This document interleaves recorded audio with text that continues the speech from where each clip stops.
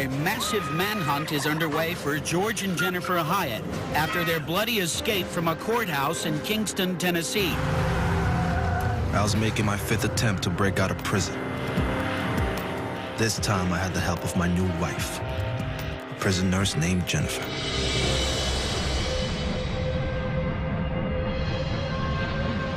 They make it like, oh, he manipulated her, he conned her. It wasn't that kind of thing. When I first got with George, it was just like having blinders on. I had gotten my child support check, and I went out and I bought a gun. This probably was going to go bad, and it probably was going to be a shootout.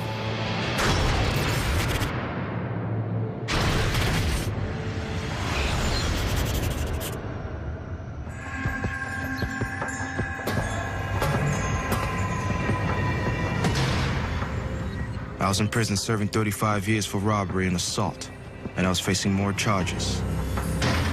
I knew it was going to be a long time before I'd ever get out. I had it pretty good in prison. I was a gang leader. Hey, Brad, Junior here told me you own some money, man. What's going on? There were wild gangs in Tennessee prisons, and I was a major drug dealer. Yeah. And make sure you pay up, Brad. I got it. Okay? And I managed to keep myself popular with prison staff. Hey, Robert, how you doing? Because I also worked hard in the medical department and had a personal relationship with all of them. I mean, we were like a family. Hey, Craig. How you doing, brother?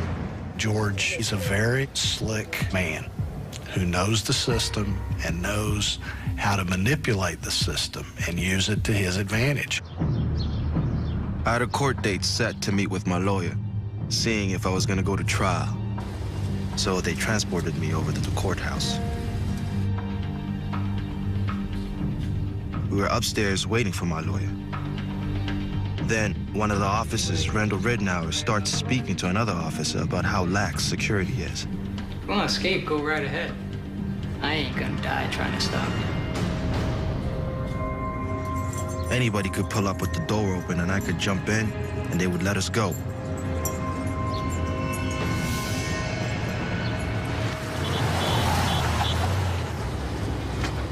But I've been on the run before, and it ain't no life.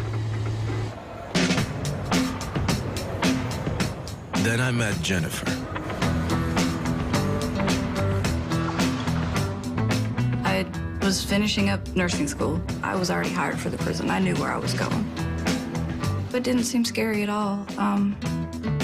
It was exciting. I enjoyed it. I really did, at first. But over time, it kind of went downhill. That's it, mamacita. Want to take it with you? I'm sick too, baby. It started getting really bad whenever I would go into the pods of the guys showing themselves to me. I keep telling them, you know, if I want to see it, I'll ask. And it got to the point where Sergeant Smith was like, well, we need to get you an escort. Jennifer? Yeah? This is George. You've been having trouble with some of the other inmates? I've asked George to look after you. I've always been attracted to the bad boy stereotype, I guess. And George is one of the head people of the Gangster Disciples. Well, I'm gonna be around here if you need anything, over. Okay. He's very intelligent, is very observant. And my assessment would be you couldn't trust a single word that came from his mouth.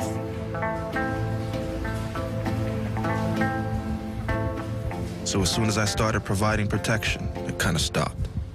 I think she was kind of fascinated with me, and it went from, oh, he's looking out for me, to little things getting said. He's got the moves, that's all I can say. She attaches herself to other people. Her value became attached to George Hyatt. I had already started divorce with my husband, and it was just me and my 3 children. I got my brothers involved for extra security. George, do these guys have to be with you all the time? Then one day I found myself seeing her in a way that I was really turned on by her. Get the hell out of here. I liked her spunk and courage. Get out of here! He's dead? And it took some balls to talk to killers like that. I kind of think that's hot and gangster from a female. When I first got with George, it was just like having blinders on. I'm like, no, he's a good guy. He just got a bad deal. He needs somebody to care for him. And I do. Before I knew it, man, I was just head over heels in love with her. She had had a lot of heartaches in her, and she was being there for me, and I was being there for her. We had pretty much anybody watching out for us, where we could be alone. He gave me $100 and says, here, go get your nails done or your hair done. It was that attention that I guess I've craved pretty much all my life. And it just pulled me in deeper and deeper and deeper. Who knows what he may or may not have said to her at some stage out in that prison in West Tennessee, what promises of love and romance and the future might hold. We don't know. For 6, 8 months, everything was cool. Everyone was cool with it. But when they see a white woman falling all over a black man that's also an inmate, well, it doesn't take that long for everything to flip completely, and it did. One day I brought shrimp in. I gave it to him. One of the officers saw me give it to him, so he ended up writing a statement against me. I'm gonna have to let you go. I guess I felt it was unfair. I bring in some shrimp, and you're gonna fire me over it? At that point, I was like, I won't hear from him anymore. He won't call me anymore. I was just being used. I was back to the point where, what am I gonna do now? I don't have anybody. Nobody loves me. Nobody is there for me. So I couldn't just say, okay, whatever, because I was too attached at the time. He had a cell phone that I had brought to him. Hello? Hey, baby. I said, I never thought you'd call me back again. And we talked constantly. He asked me to marry him. And I pronounce you husband and wife. Jennifer Hyatt was a follower. It's time for her to go. A person who attached themselves to someone who would guide them and lead them. In this case, a long-term criminal. I told her, you know, I've never been married, so this is the one and only time I want to get married. We have to make this work. Hey, baby. It was a Saturday. How you doing? They let us have an hour together. We talked about escaping. That's when she was like, we've got to do this. And I'm like, well, you know, we need to think about it. We got kids. And she was like, no, if you love me, this is what we'll do. You want to be with me? Maybe onto something later. I told her I would see what I could come up with. Security was lax, and I had an idea about how it would work. He got back in his cell and he called me. He's like, well, sometime next year I've got a court date that I've got to go to trial. Okay, babe. I said, okay. He's like, be the perfect time to break me out.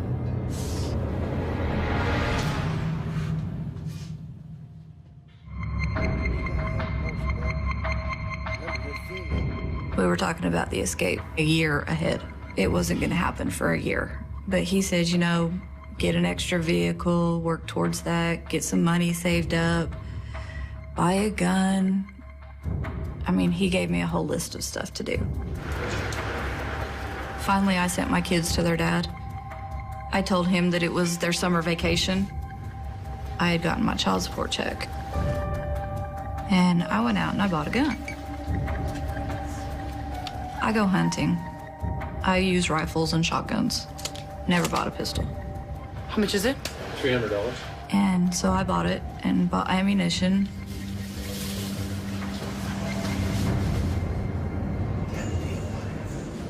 I guess it was about 2-3 months later. Well, we were talking, an officer came to his door and he's like, hold on. And he got back on, he's like, well, that was strange. He told me to pack, I'm leaving in the morning. It is a court date. It was a robbery charge. He's like, all you need to do is, as we're pulling in, pull it behind us. When they get me out, walk up behind them with the gun, tell them to put their hands up, take their guns, and put them in the van.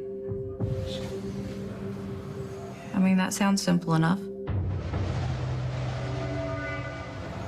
The morning of the court hearing, I still didn't know who was going to escort me. I was hoping it would be Randall Ridnour. If you want to escape, go right ahead. I ain't gonna die trying to stop you. I just prayed it wasn't going to be the regular guys, Porky Harris and Cotton Morgan. Because they're just upstanding guys and top marksmen. And they're not gonna go for this.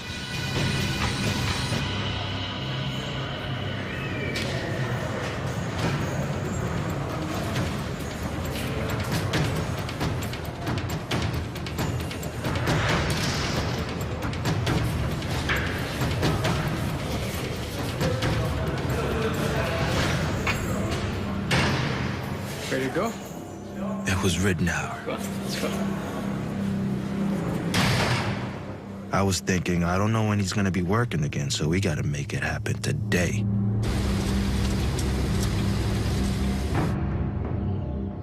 I went to the courthouse. I was sitting in the back part of the parking lot. I just remember the anxiety of what's gonna happen next, what's gonna happen next, what's gonna happen next.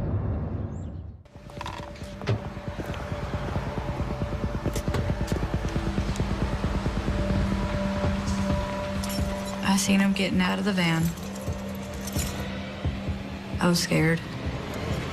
He turned around and looked at me. And I just couldn't do it. I couldn't get out of the truck.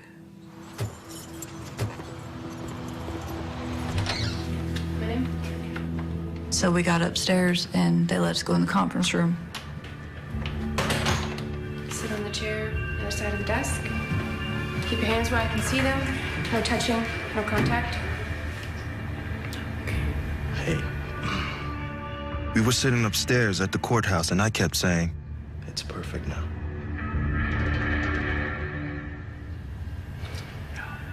I'm like, I can't do it, Today, baby, okay, today.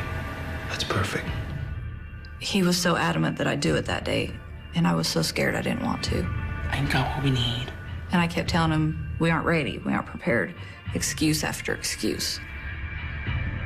I wasn't agreeing to do the escape that day. So he told him to take it to trial so that he could come back to court again. Trial date set for August 9th, 2005. I don't know why I ever caught up with her and trusted her in the first place if she can't stand on her commitment. And then I'm like, oh, he's gonna be angry. That was the first thing. I'm like, oh, he's gonna be really angry. He finally called me. Hello? Hello? You stupid bitch, what do you think you're doing? And I'm like, calm down.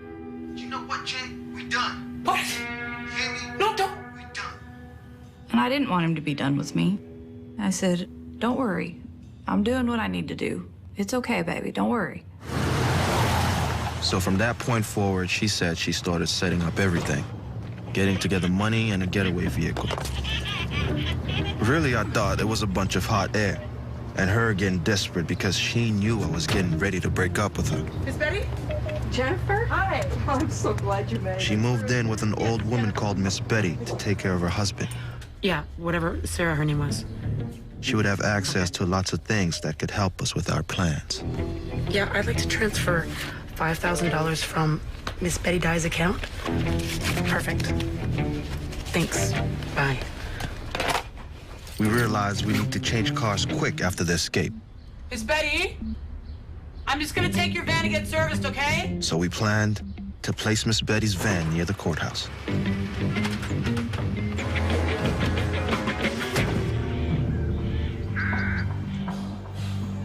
was a couple of days before my trial was set to start. I was just a nervous wreck and I hadn't slept. I was worried about who was going to take me to the courthouse. I was hoping it would be Rittenhour. Because if it was Cotton, this was going to go real bad.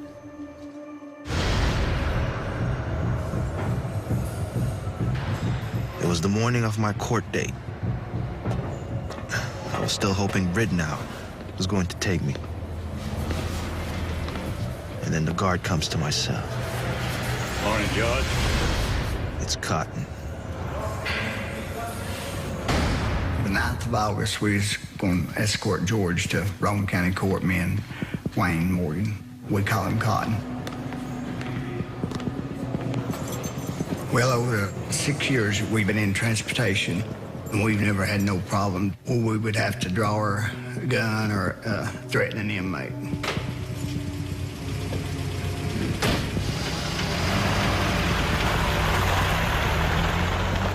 Well, when we was transporting him to court that morning, he talked to us. He was a little nervous, probably from his case. Anybody meeting you, George? Yes, sir. I guess that's common, going to court. You know, don't know what the outcome of it's going to be. I knew there was too much room for something bad to happen. If I got shot, so what? But I wasn't willing to put nobody else in danger. It was about 8:20 when we arrived, which the courthouse was open. Here we are. I went to the courthouse.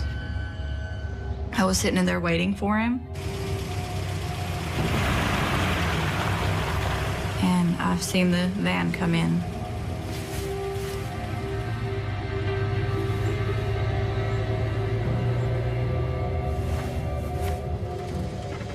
The plan was for Jen to come at us when we first get to the parking lot. And so I pulled in behind it.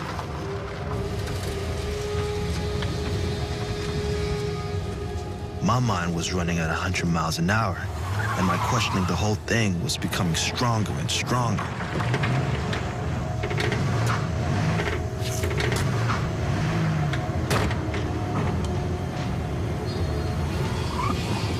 I had stopped behind him.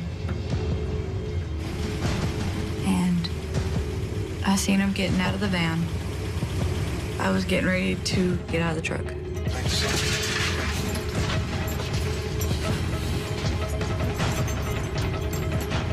I was thinking everything is too tight. I just shake my head. It's like, what, are you backing out now? Let's just scrap this and we'll come up with something else. He just didn't want to go through with it.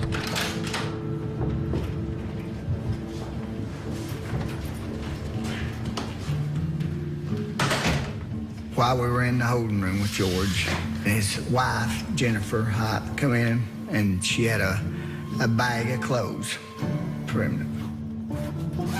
I took it from her and shook it down myself. I searched it. But they were a lighter in it. You can't have no lighter, Jennifer. We would just have to get back to the court during my trial and replan everything. George, how are you? George, the prosecution has agreed to a plea bargain for 6 years. I strongly suggest that you plead out. That meant we wasn't coming back to court after today. Plea? We ain't gonna talk about no plea. He was seeming a little upset, you know. He was wanting to go to trial. I strongly suggest you accept the plea. George. Cotton was comforting him. George, you've done the best you could do. Said under the circumstance, you probably ended up getting a lot more time if you went on to court. Jennifer, she acted a little nervous, but he did too. But they was acting like they didn't know what they was wanting to do, whether it'd be best to plead out or go ahead and go on trial. Whatever we're gonna do, we need to do it today. What we gonna do today. We gonna do today.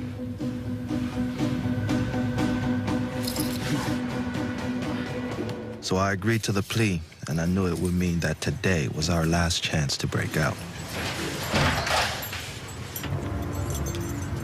So when we get outside, they're taking me to the van.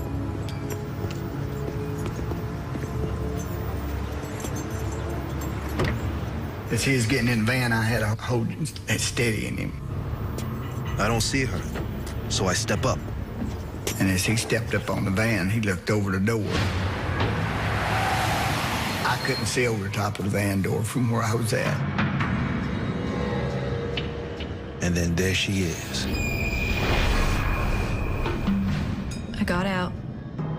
I went around the back of the truck. I went up behind Cotton. And I didn't know what to say. So I'm standing there with a gun going, Hey, guys! Cotton starts walking towards her. But when he starts walking towards her, I say, Stop, she'll shoot! She'll shoot, stop! I was numb. And he grabbed the barrel of the gun. And it scared me. So I put my other hand up on the handle to keep a grip on it, and I hit the button for the safety. And when I pulled and he pulled, it went off.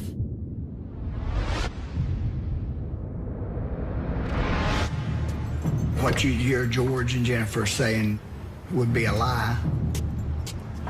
And there's no doubt in my mind, I know exactly what he's saying. Shoot him! Shoot him! He said, shoot him. That's when me and Cotton turned around and we saw Jennifer.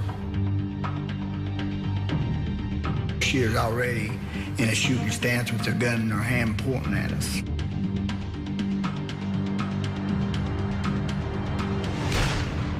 She shot Cotton before he even had a chance to go for his gun. What I've told is the truth. I went for my weapon, started aiming at Jennifer. I remember hearing gunfire, so I fired the gun. Not to hit him or just like startle him. I could see out of the corner of my eye, George went towards the front of the vehicle and got in the vehicle and shut the door. I remember coming to my driver's side door. She was behind the door at this time.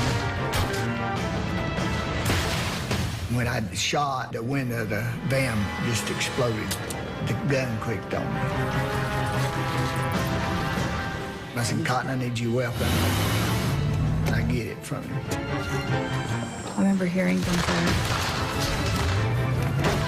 A bullet came through the back window and grazed my face. I couldn't shoot no more, afraid of hitting somebody else.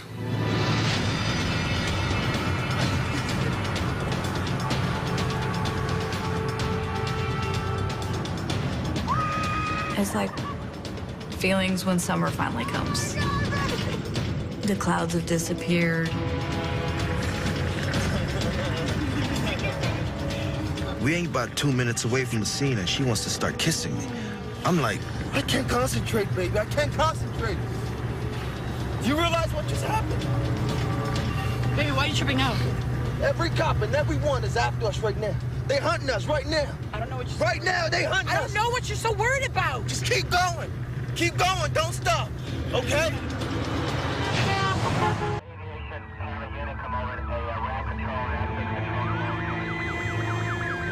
I went back to where Cotton was laying and to check and see how he was doing.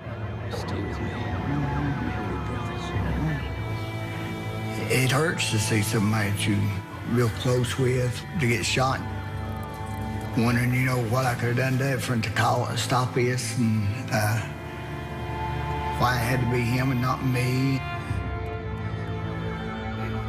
Cotton was a lot more friendlier with her and George than I was, and I figured, why didn't she shoot me first instead of him? We had 2 vehicles. We got to the van, parked the truck.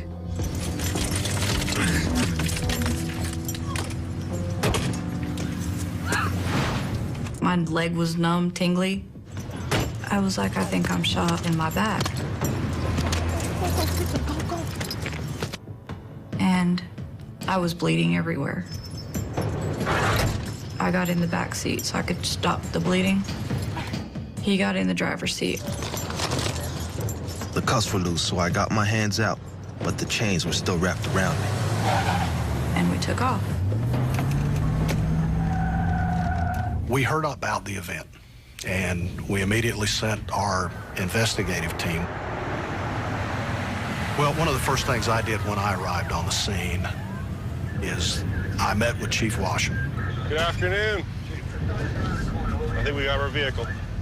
There was blood inside the car. Looks like low back injury, maybe buttock and hip. It was very clear that she had some sort of a gunshot wound. Let's get him. Okay, we'll hold the scene until your crew gets here. Let's roll. They had a car that's been left and traded for another car. The police department have witnesses that identified the car that they switched for. It seemed pretty clear that holding up was not what they had done, that they were running. Have they gone north? Have they gone south, east, or west? Of course, at that point, we don't know. We went straight to the freeway, towards Kentucky. I'm looking back trying to drive, and I'm like, oh, man, because she's got blood all over her leg.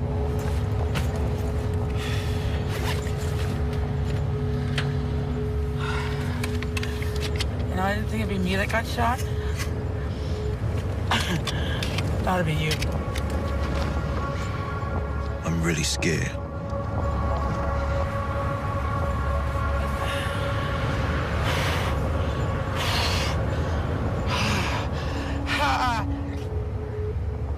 Don't die on me now, baby, okay? Don't die on me. George kept yelling at me.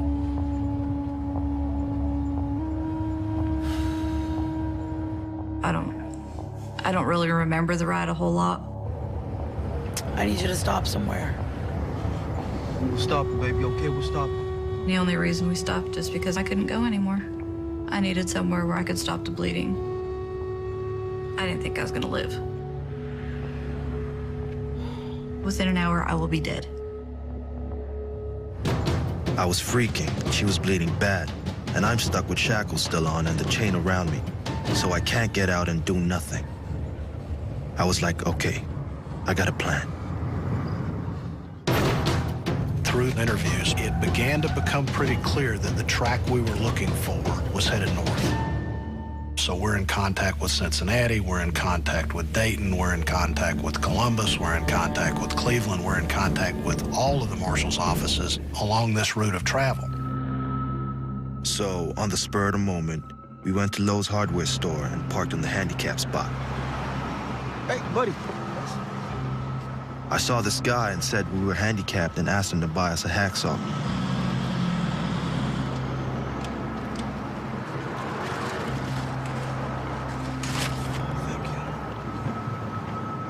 They need rest, they need to treat wounds, they need to find a way to get food, and rest. That comes down to that. We've all been working. They've been working too, and if they stop, we've got them.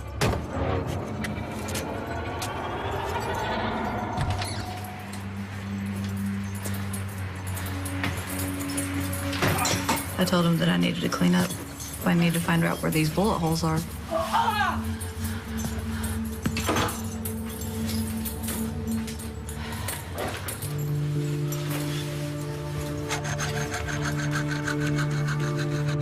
We cut the shackles off first.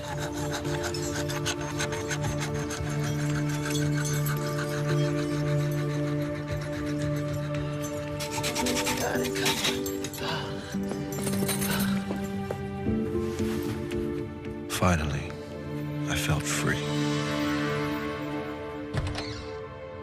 We certainly had to think about the possibility that he used her to get out and then would dump her and continue on his own. So I got out, got me some air, and I was like, man, I'm free. I can't believe this. I had $6,000 and I had a vehicle.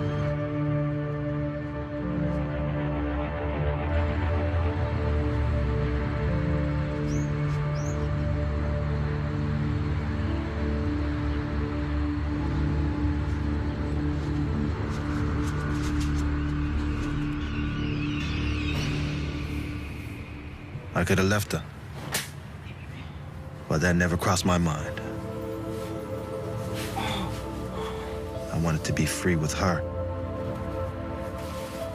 That was my reason I wanted to be free. I didn't think you had. So we laid down and started playing around. And I turned on the TV for some reason. Underway for George and Jennifer Hyatt. 31-year-old Jennifer Hyatt was apparently wounded in the exchange of gunfire. She drove away with her husband in the SUV. After their bloody in Tennessee, and a corrections officer was killed. He died. That's when I heard that Cotton had died.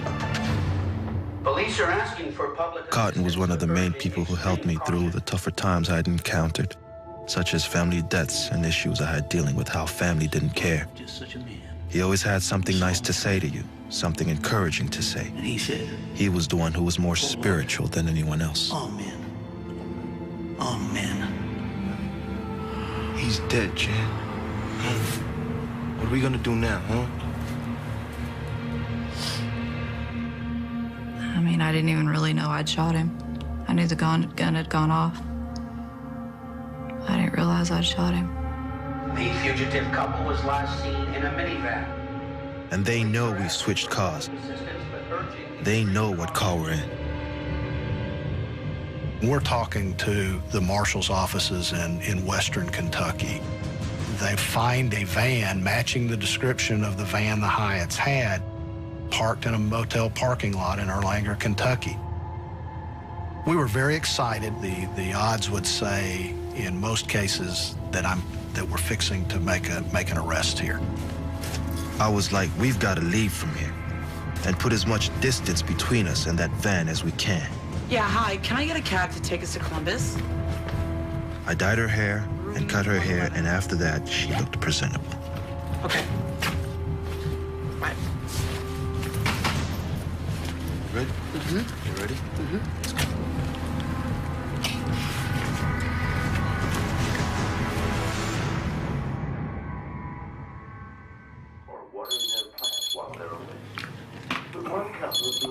I got a call from a friend of mine. Yeah, what's up? Who has his own little taxi business, and he said, you want to go to Columbus for a couple $100? I said, sure, yeah. 120-something miles, a long cab ride. I was told room 111 at the Econo Lodge in Erlanger, Kentucky. We've notified everybody, and we've dispatched this information throughout the Marshal Service. So the resources there in Kentucky respond to this hotel, and we move in to capture them. George and Jennifer Hyatt had already shown that they were willing to go to a violent and radical extreme to accomplish what they wanted. So we were worried about what was going to happen next.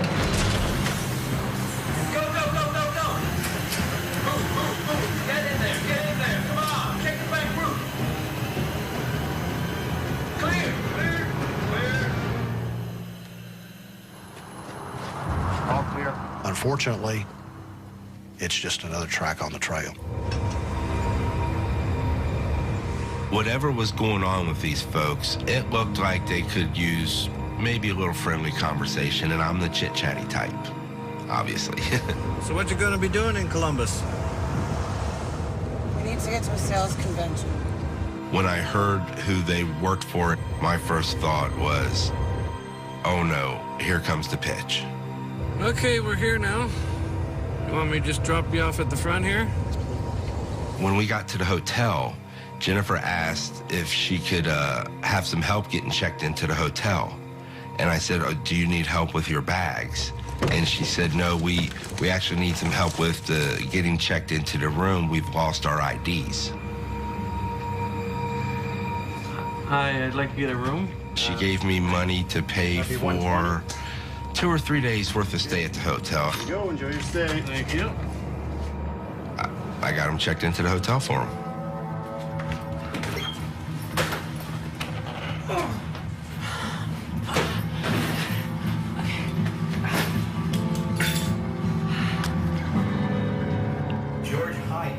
get to the room, and the first thing I do is turn the TV on. Jennifer, who had no criminal record, may now face murder charges for shooting the correction officer. I know that as soon as the taxi driver gets home, they've got this nonstop on TV. So I'm knowing as soon as he sees this, he's going to put 2 and 2 together. Oh, baby, we gotta go. And they're gonna come. We gotta go, baby. We gotta go. We gotta go. He's like, I just feel there's something out there and we need to keep going. And Jennifer gets up off the bed. And when she does get off the bed, she just collapses. Baby, I can't move. No, baby, I can't move. And I'm like, you go. I can't go anymore. I'm staying here. I look out the door and try to figure out what I'm gonna do in my own mind.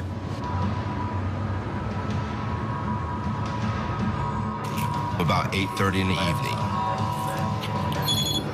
I get a call from my friend who dispatched me.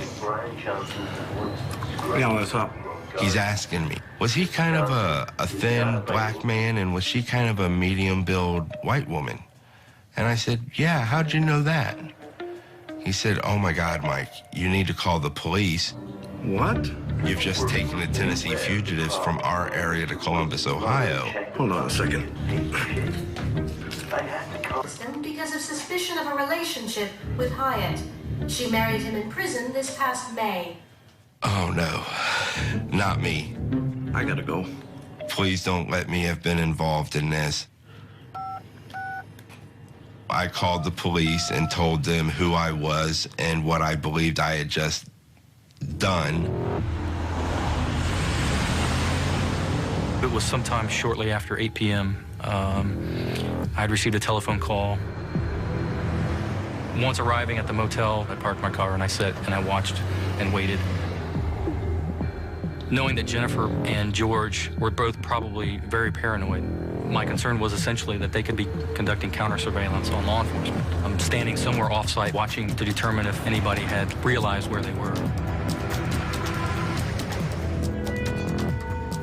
There really was 4 options. There was hostage situation, there would be a murder-suicide, or shootout between us and the Hyatts, or they would comply and follow our instructions to the T. And so your odds are not very good. 25% chance that it's going to go smoothly and no one's going to be harmed. This probably was going to go bad, and it probably was going to be a shootout.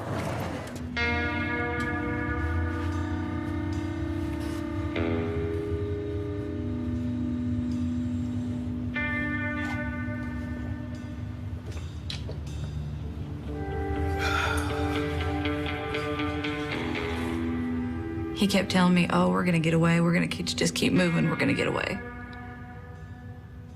But I think in the back of his mind, he knew, because I knew. Come right in. My feelings were numb at that point. I was numb. And I knew if I opened my mind to feelings, to emotions, that I would break.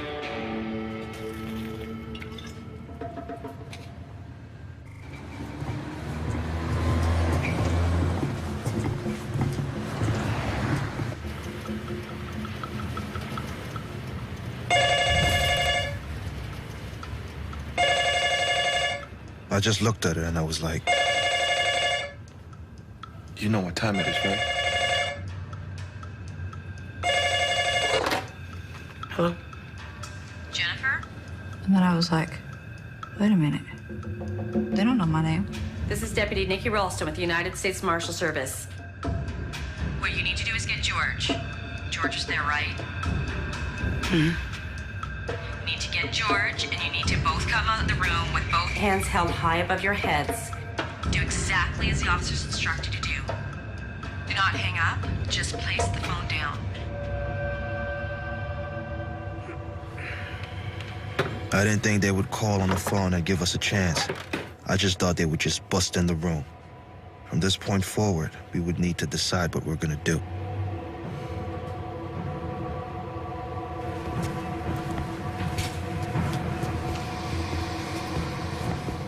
One of 2 things is going to happen. It's fight or flight.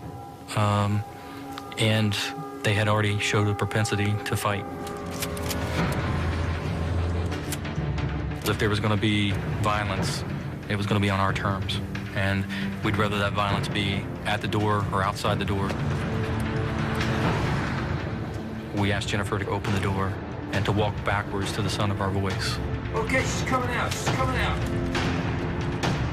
Back to the sound of my voice. Back to the sound of my voice. Keep your hands where we can see them. Easy, easy. I felt, I don't know if you'd say relief, but the anxiety of what's going to happen next was gone. Keep your hands up. Keep them where I can see them. I expected this really mean, evil person, and as best I could tell, she wasn't. The SWAT officers kept their weapons trained inside the room. I definitely thought that he had weapons. I thought either brace, he's going to come rushing us with a weapon of some sort, or he's in the ceiling and he's trying to make his way to another room.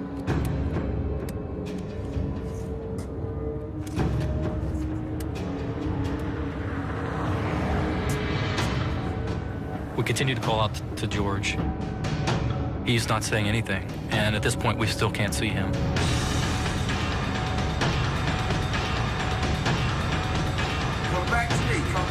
Back to my voice. Raise your hands above your head. He eventually began to follow our instructions. No sudden movements. He had hands already raised. We asked him to spread his legs, and we had him turn around. That went totally contrary to how I thought it would go. He was actually very meek. When it was over with, it was like I was released, you know? It was just over with. I was finally in Boland's custody. I felt comfortable. As bad as I wanted to be with her and as bad as I wanted to be free, I wasn't willing to hurt anyone to get it. I never thought it would come to the shooting, and I know she didn't either. So once the shooting happened, that took everything to a whole new level that neither of us anticipated or expected. And that's what I regret the most. I needed to get back to myself. I needed to find me again, because I had been lost for so long. I look back on it now, I've always had the attention I wanted. I just wasn't looking in the right spot. I finally, I guess, opened my eyes and stopped looking to a man to supply my needs. I started looking at my family.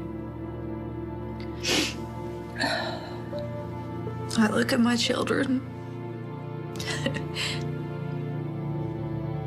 and see the things I did to them by trying to make a man happy. I ignored them. Even to this day, they still love me. As much as I put them all through.